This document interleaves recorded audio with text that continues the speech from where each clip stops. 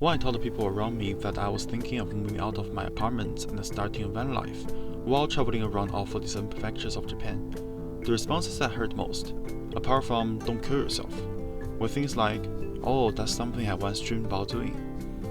So now that the idea is finally out in the open, welcome to episode 0 of the Chrysanthemum Wheels. Over the next few months, I'll be living in and driving this camping van to every prefectures in Japan, using the prefecture borders and histories as guideline, wheels and smells as a compass, to explore the people, diversity, and hidden stories in this country. And today, we begin the journey by turning this cute second-hand cargo van into my new home for the next few months. Alright guys, today is the 13th of December, and I'm just gonna start working on my car. So I have been getting this van for almost 2 weeks now. I have been driving around for around 400 kilometers. When I was getting this car, I specifically asked the dealer to remove all the interiors so that it's easier for me to modify. And it also leaves me no option but to do my best to modify it. Otherwise, I'm gonna be really frozen to death because right now all it has with the outside world is just one layer of the metal itself. I mean, this is definitely not gonna be a very professional way of modifying the car, and I just hope that this firstly let me to survive the next few months of this road trip, and secondly maybe give you guys some tips or experiences at least about how to modify your car. Learn from the mistakes I made. I'm just gonna try to make everything as simple as efficient as possible. You may be wondering what this dark, sticky looking material in the trunk actually is. After doing some research, I found out that this is a factory applied asphalt layer. It was originally designed to work together with the rubber floor mat, mainly to reduce noise and vibration. The good thing is that there was no strong smell and most of it is still firmly bonded to the metal. So instead of removing everything, which could literally take years by hand, I decided to remove only the areas that felt wet underneath, treated exposed metal with anti-rust spray, and sealed with aluminum tape. The first insulation layer is a double-sided aluminum foil with foam in the middle. It works well for both heat insulation and moisture resistance.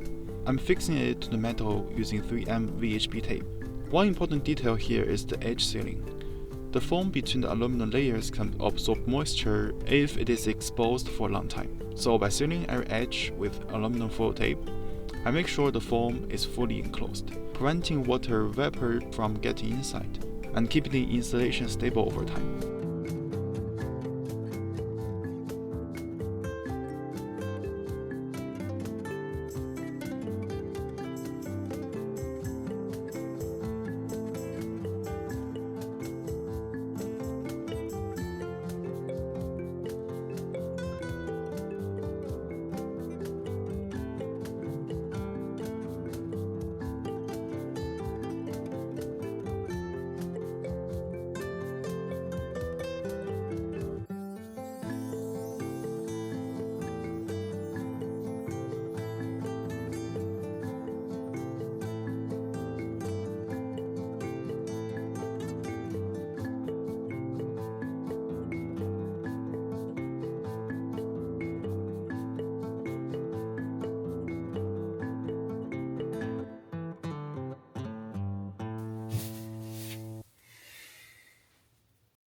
With the insulation in place, the next step is the interior surface. I chose PVC wall covering, not for decoration alone, but because it is lightweight, water resistant, and easy to maintain.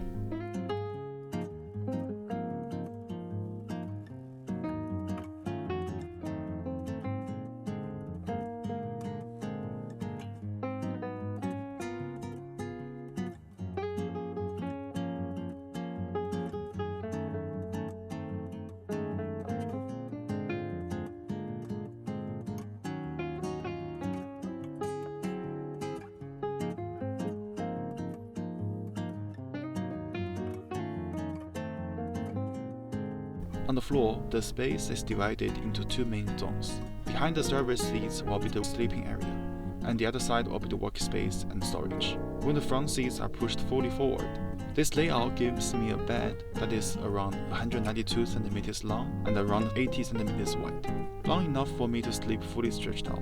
And sitting horizontally, I will have just enough room for a desk setup where I can sit comfortably and extend my legs while working.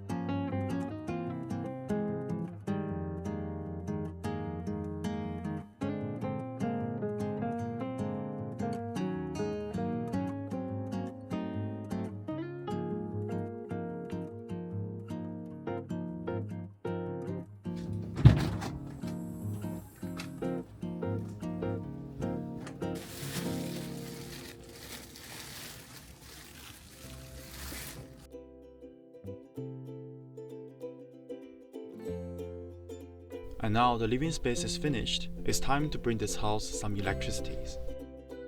Alright, just gonna do a quick recap before we finally start.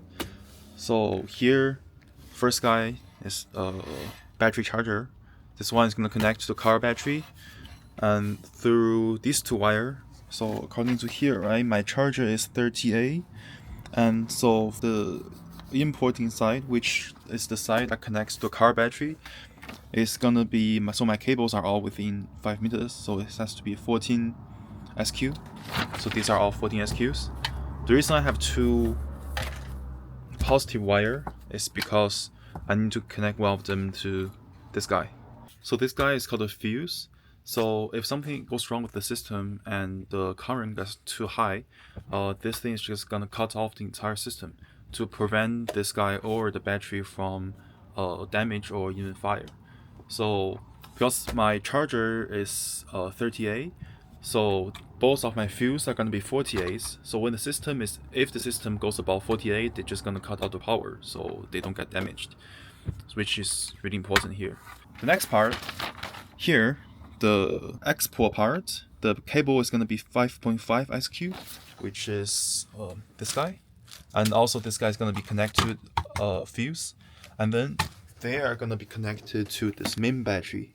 And the main battery is gonna have this wire connected to this inverter, and from this inverter we can use electricity just like home. Alright, and let's start. 用 PVI alloy main battery sub battery Q2 no Q.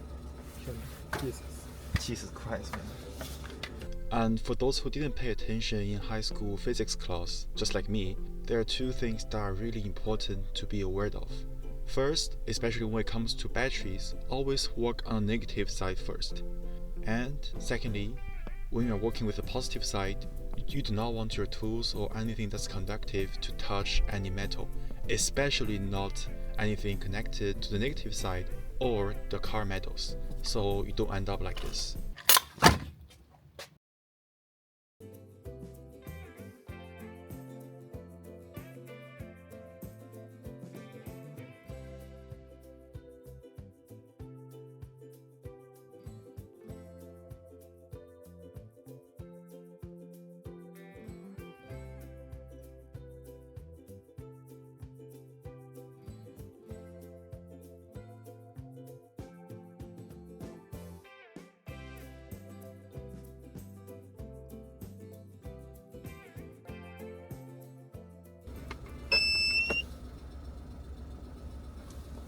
谁想了？他想了。